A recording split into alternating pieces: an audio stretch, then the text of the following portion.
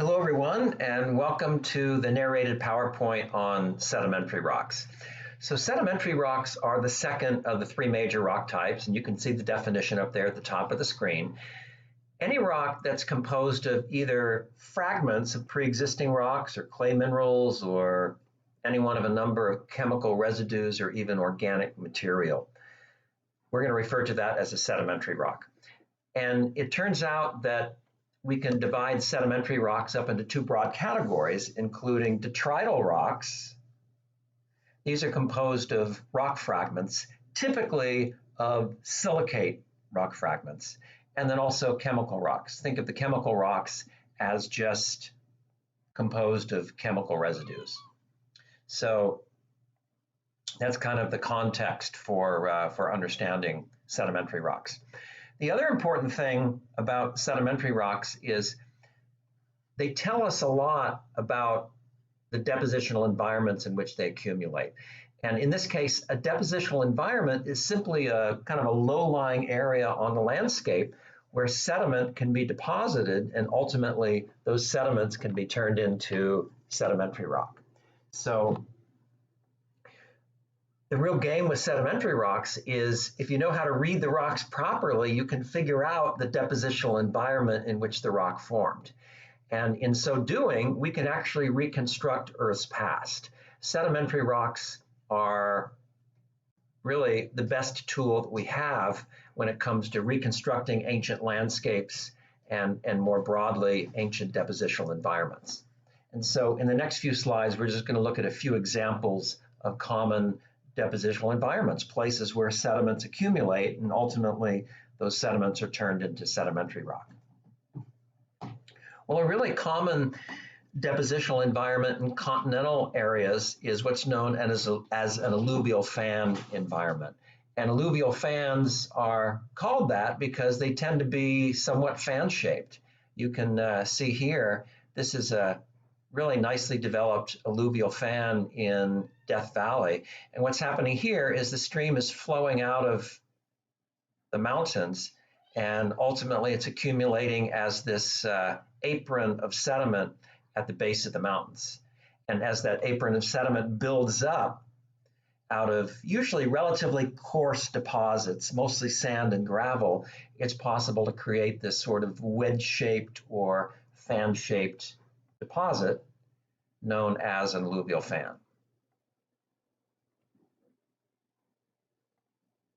Well, another really common depositional environment is, of course, the stream environment. And stream environments really collectively make up a number of sub-environments. But in this case, we're really just after some characteristics of the overall environment in which streams occur, the so-called stream depositional environment, if you will. So if we're in the middle of a stream, that is in the bed of the stream, we often get coarser channel deposits in the middle of the stream, often sand and gravel, but not always. We can also get finer silt in the channel under low flow conditions. And then what you're seeing in that bottom middle diagram is that sometimes for some kinds of streams, if there's too much water flowing in the stream, it will flood. And that just means that water will spill out over the banks of the stream onto the surrounding flat area that's known as a floodplain. And so typically floodplain deposits tend to be a lot finer grained than channel deposits, whereas channel deposits in the stream itself, in the bottom of the stream, often consist of sand and gravel. Floodplain deposits tend to be finer because when the stream floods, much of the sand and gravel are left behind in the channel, and it's only the finer stuff, the silt and the clay, that migrate out onto the floodplain when the stream or the river is at flood stage.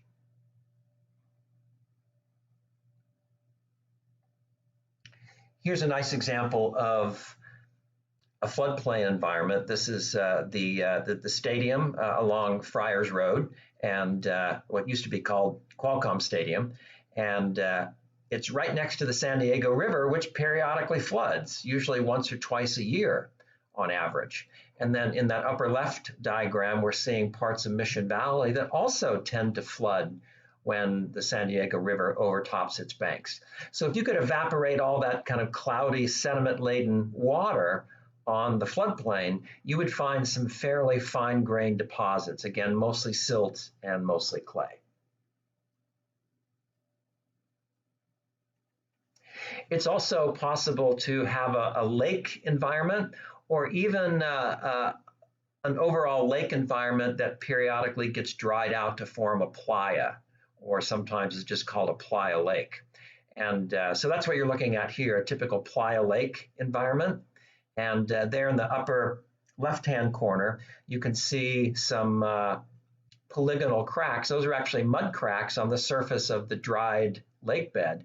And then in this case, in between the polygons, that is, the cracks themselves, are filled with the mineral halite. So halite is actually a really common mineral that's deposited in a playa lake environment. When you have sometimes a warm but always a highly evaporative environment, if the water in the lake is saline, then when the water evaporates, you'll leave behind rock salt, or at least a salty sediment that can then turn into rock salt. And then let's see, below that, below the mud cracks, you're seeing some pink halite crystals that I actually collected from a dry lake bed in the Mojave Desert. And then that middle picture is just an old photograph of me kind of sifting through lake mud at a large event looking for some relatively rare and really, really large crystals that grow in this particular lake mud out in the Mojave Desert. The mineral there that I'm holding in my hand in the lower right diagram is an evaporite mineral. It forms in drying, desiccating, saline lake environments. That mineral is called hanksite. Here's yet another example of a depositional environment. We're looking at a dune environment. And in this case, the dunes are quite active. So when the dunes are there before they turn to hard sandstone, the loose sand just kind of blows around and the dunes can shift. And as they shift, they create these inclined sweeping layers that you can see in the lower right diagram, those sort of tilted sweeping layers exposed in the sandstone there called crossbeds. Crossbeds are a dead giveaway that you're dealing with fossilized sand dunes.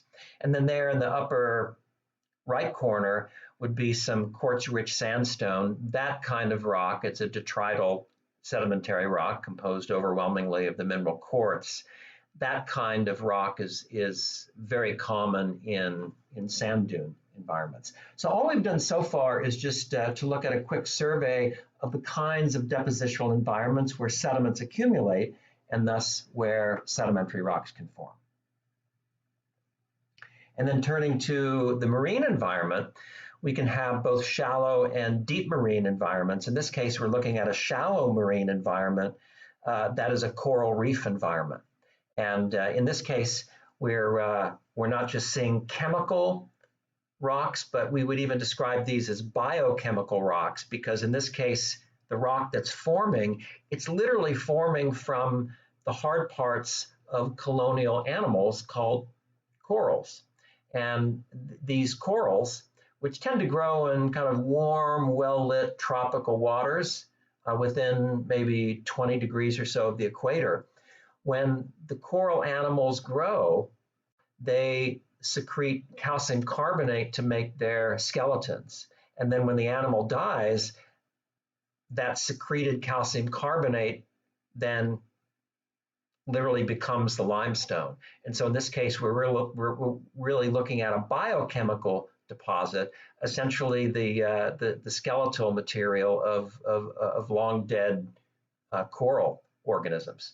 So this would be a chemical sediment and even a biochemical sediment in this case that ultimately turned into a chemical sedimentary rock called limestone. Okay, well, beyond just a quick survey of different depositional environments, places like alluvial fans, lakes, playa lakes, streams, coral reefs, etc., or maybe nearshore and offshore deep marine environments. What we want to now focus on are the general sedimentological characteristics of different depositional environments. And we're going to pay attention to three things, including grain size, grain rounding, and what's called grain sorting. So in this case, let's imagine a succession of different depositional environments, and we're going to work from left to right on the slide. Let's first imagine an alluvial fan environment in the upper left. And then if you follow that alluvial fan downstream, it eventually gives way to a river or a stream environment. And if we were to then follow that stream all the way to the coast, we might ultimately end up in a beach environment, for example, where we're going to see a lot of sandy sediments accumulated. And then we can even keep going. If we go offshore and we continue to move further and further offshore into deeper and deeper water, we move into the shallow or nearshore marine environment. And then if we keep going, we move into even deeper water, far offshore. And that's we could either call that an offshore or a deep marine environment. And the point to all this, folks, is that we see this predictable progression in terms of grain size reduction, rounding increase, and sorting increase as we move from left to right on the diagram, from the alluvial fan to the stream to the beach to the delta environment, ultimately into the nearshore and the offshore marine environments. Okay, so let's go through each one of these. What about grain size? Well, just think of grain size as the average size of the fragments that comprise, in this case, it would be a detrital sediment. Detrital sediments are just composed of fragments rather than chemical residues. And this is typically the case for alluvial fan environments. Grain sizes are large, meaning big stuff. A lot of sand, a lot of gravel, even boulders in the alluvial fan environment. And then as we progressively move downstream, what happens is the size of the fragments gets smaller as we move further and further away from the mountain front and further away, that is further downstream from the alluvial fan. And all that's happening here is the larger fragments are themselves breaking up into smaller fragments. And so there in the middle, stream environments are typically characterized by sand and gravel. And then as we continue to move downstream, you probably know this already if you've been to the beach. Beach environments are characterized by mostly sand. And then as we continue to move further and further downstream, as it were, and even offshore into the delta, and by the way, a delta is almost like a coastal version of an alluvial fan. It's simply a sort of wedge-shaped or fan-shaped deposit of sediment that accumulates where flowing water flows into a stagnant body of water, like a lake or in this case, the sea. If we keep going, seaward of the delta environment, we find that the detrital particles get smaller and smaller. And so in the nearshore shallow marine environment, we would continue to find sand, but increasingly we're going to see even finer particle sizes in the silt and the clay range. And then finally, as we move far offshore into much deeper water, far away from the coast, as a rule, we're going to tend to get really fine-grained deposits, grit-sized deposits. That's what silt is, and even smaller particles than grit, which we would refer to as clay-sized material. Okay, so yeah, the simple pattern is that with increasing downstream transport distance, grain size decreases. What about rounding? This is probably fairly intuitive as well. Take any particle, any random particle in an alluvial fan environment, maybe a gravel fragment, and as that gravel fragment is carried by the stream downstream, it kind of rolls and slides and hops along the stream bed in the bottom of the stream as it's being pushed by the water. the corners and the edges of that fragment are going to break off. The fragment is going to be smoothed. And pretty soon, the fragment becomes a lot more rounded than it was when it was hanging out in the alluvial fan environment. So in general, then, beach deposits are better rounded than alluvial fan deposits. Beach deposits are also smaller in general. They have smaller grain sizes in general than alluvial fan deposits. Okay, then finally, sorting. What's sorting all about? Sorting refers to how similar the different grain sizes are in a detrital sediment. So let me see if I can draw this for you real quickly. So let's imagine a deposit where all of the particles are about the same size, similar to what you'd find at a beach, for example. So let's imagine, we're maybe looking at this under the microscope and these are sand grains. So in this case, pretty much all of the sand grains are about the same size or close to it. And so that kind of deposit is going to be what we call well sorted.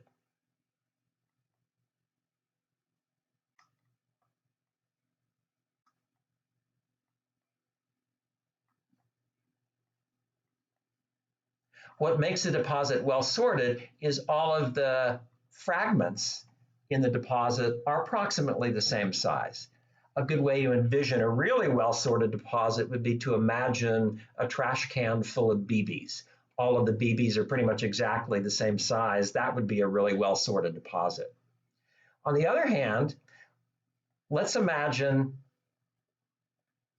sampling the typical sediment way, way upstream where the sediment is first accumulating in the alluvial fan environment. In this case, we might find some particles that are really large, maybe boulder or cobble sized. And then we might find a bunch of sand grains mixed in with the larger particles. And we're even going to find some much finer grains than that. Certainly we'd find some grains of silt-sized particles that are about the size of grit, and then even clay-sized particles, which are really submicroscopic. You can't see a single clay particle even with an optical microscope. You'd need a scanning electron microscope to see a particle that fine. But can you appreciate that a deposit like this with grain sizes all over the map, ranging from really large to really small, this is what geoscientists mean by a poorly sorted deposit.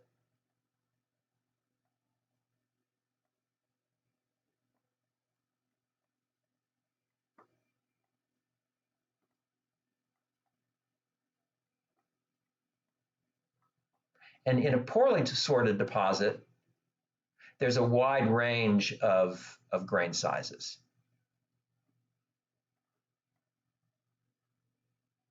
Okay, well, it turns out that when we increasingly move downstream, the sorting of a detrital sediment gets better and better. And probably by now you can see why. At first, when the stream is flowing out of the mountains, it's just kind of dumping its load on the surface of the alluvial fan. And so you're going to get gravel and cobble and boulder-sized particles mixed in with finer stuff like sand and silt and clay. And then as we talked about, increasingly, as that stream carries all of those particles further downstream, the boulder fragments break up into gravel fragments. The gravel fragments break up into sand fragments. And maybe to some extent, the sand fragments are even breaking up into silt fragments. So the further downstream you go, the better the sorting becomes. So that is to say that sorting increases in the downstream direction. Okay, I think we're going to go ahead and stop here. So this will be the first of 2 videos covering sedimentary rocks.